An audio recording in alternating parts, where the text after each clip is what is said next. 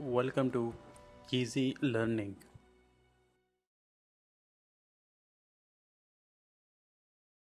As per the terms and conditions of the auction, the appellant, being the highest bidder, deposited a sum of rupees 8 million with the authority, being earnest money.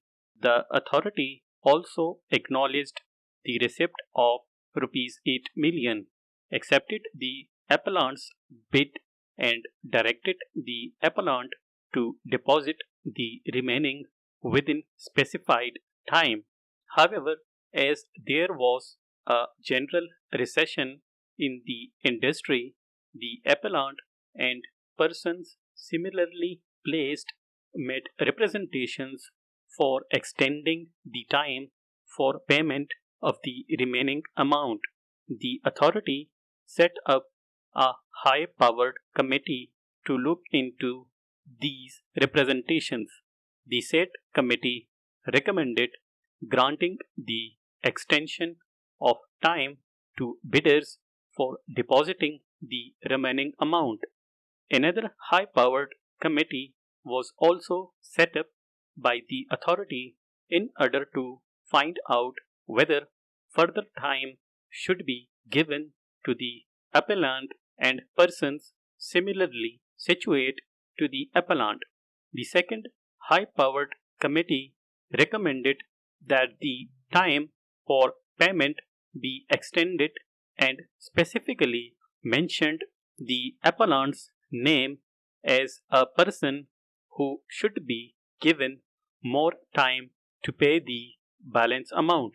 Despite the fact that the authority accepted the recommendations of the second high powered committee, nothing happened thereafter. Several letters had been written by the appellant to the authority, but no answer was forthcoming by the authority.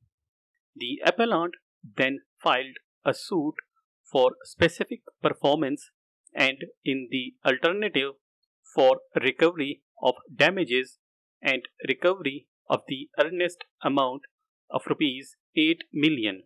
The suit of the appellant was dismissed, but refund of the earnest money forfeited was ordered to be refunded with 9% per annum interest.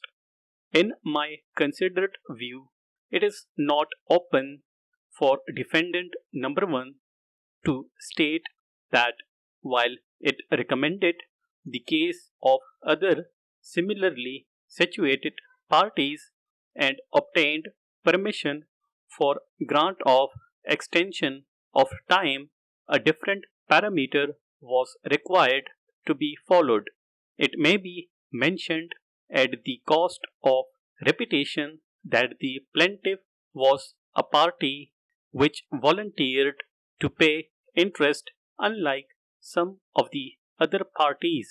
There is merit in the contention of learned counsel for the plaintiff that defendant number 1, after treating the contract as subsistent, having extended time for making the payment, was at least required to give a notice to the plaintiff to perform the agreement prior to terminating the agreement and could not straightaway terminate the same.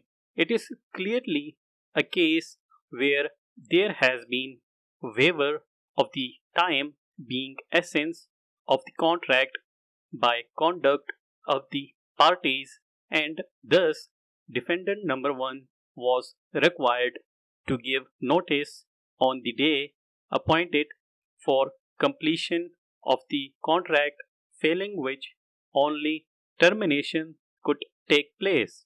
There were numerous communications exchanged between the parties.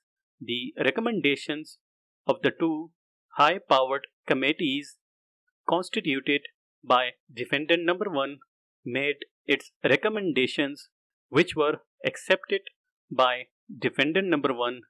Having accepted the recommendations, In the case of the plaintiff, defendant number 1 was required to do nothing further but mistakenly referred the case for its approval.